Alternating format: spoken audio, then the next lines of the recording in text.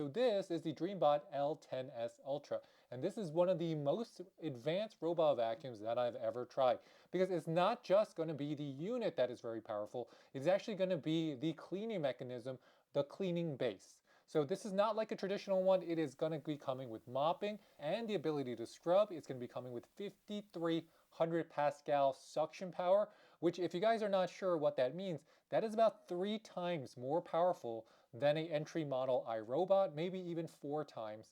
So this has a tremendous amount of power, and the self-emptying bin that's attached to it can not only empty itself and make sure that you don't have to empty it for about 60 days, depending on how often you use yours, but it's also going to be able to clean its scrubbing pads. And the scrubbing pads are similar to the spin cycle that you find on things like the Bissell, rather than just a pad that you just wipe around the floor like a Swiffer. So this is even the more advanced mopping features. Let me just explain what 5,300 Pascal suction means.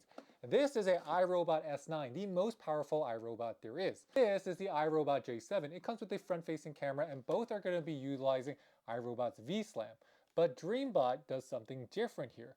What it's going to be doing is using AI in addition to LiDAR. So LiDAR allows it to send waves out that are going to allow it to see exactly how far things are, but from farther away, better than what your eyes would normally do. So let's take it outside the box and let's see what you get. So the box comes very well packaged, as you can see here.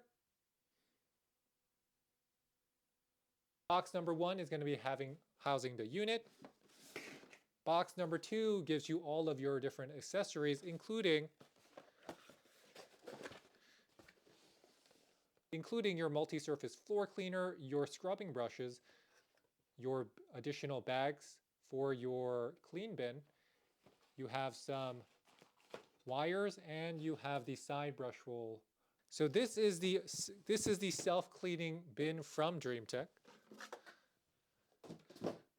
You have the 2-tank system, as you see here. One for dirty water, one for clean water. They give you clear-cut instructions right up top. When you're comparing a self-empty bin like this, so if you're comparing the self-empty bin from a Dreambot to an iRobot, just remember, the Dreambot is going to be way more advanced. It comes with a 2-tank system to clean it for the mopping. It's going to be coming with fans built inside. It's going to be coming with more features, and it's going to be coming with an auto empty dustbin that's going to have its own pocket here to make it more streamlined. Let me walk you through the front-facing camera, because you can save and use this pretty much as a security device on wheels that can go totally around your house and just record. It's saved onto the app, it's really easy to utilize, and this is how you do it. And if you ever wanted a robot for your house that can be very versatile, this is it. Mark a point on the map and tap the go button to send your Robovac there. Now once it's there, tap the cruise button, and it's going to take a photo of its surroundings, kind of like it's on a cruise mode. And when the camera monitoring function is enabled, the camera will release a voice prompt every 3 minutes and just record. Let's also take a closer look at the base station. So here is where your mop pads are going to be drying faster, because there is attached fans that are going to be drying it faster. It just makes cleanup much easier. I do think this is a bonus in my book.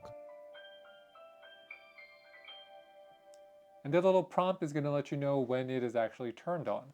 So we've used our Dreametech L10s for over 520 minutes of runtime.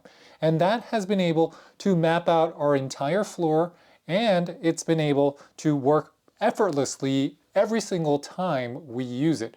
Now, the best thing about the L10s is that the more I used it, the better it got in terms of its pathing. And because of the LiDAR, it actually was able to delineate which room is which. And I have rooms that have very, very thin light rugs.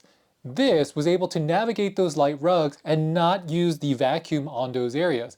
However, it was still able to mop around the rugs. That is one of the most impressive feats that any robot vacuum that we've tested, including the J7 Plus combo, including many of the other Robovacuums, had the most difficult time with. Combined with the 5,600 Pascal suction, that is, I guess, a fundamental part of why this vacuum is so good. It was able to basically deep clean my floors. We were able to use it every single day. And we have not emptied out the bin, so I want to show you guys just the bin itself. We have collected this amount of debris, and this is basically a collection of cat hair as well as other particles that are on our pretty clean floors, because we do still vacuum them with a regular vacuum once a week. So a lot of RoboVacuums are great at vacuuming, but how is this going to work as well for mopping? Because having dual functionality and having the ability to mop and dry, so that it's not using the same brush roll and it's not using the same mop pads over and over on the same floor without cleaning them, is one of the biggest benefits of the Dreametech.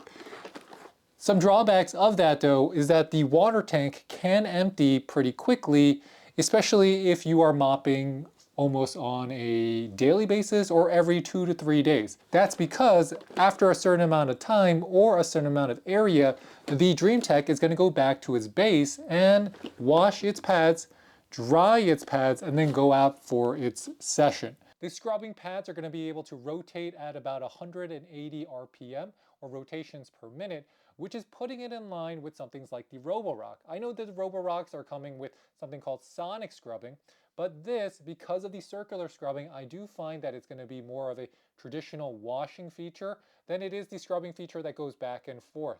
It's going to depend on your type of floor, which one's going to perform better, but I found that the DreamBot, because it is scrubbing in the circular fashion, it does perform, in my opinion, better than the sonic scrubbing does, which goes back and forth. It is because as you go in a rotation, the clean areas of the pad are also scrubbing, and the dirty areas of the pad are also scrubbing at the same time for more of a uniform scrubbing action. If you just have the sonic scrubbing, which is going back and forth, kind of like how you brush your teeth, it's just going to be that specific area on the mop or the pad that's going to get saturated very quickly. That feature alone makes it special, but the reason why that works so well is that if you have a floor like mine that is partially covered in carpet and partially covered in rug and partially covered in hardwood and you have bathrooms, this RoboVacuum was able to handle all of those rooms by itself. Let me repeat that. You don't need a different RoboVacuum for all those different rooms and all those different floor types.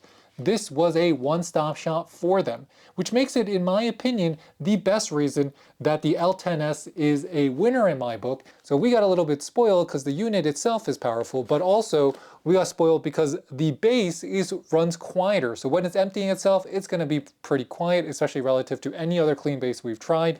It can mop. It can clean, it's easy to set up, I can see all of the areas, and I know exactly what's happening with my unit at all times. It gives me a cleaning history, and if you want to just go to your carpet cleaning, we have it on carpet adaptation, so the robot will only sweep the carpet during cleaning.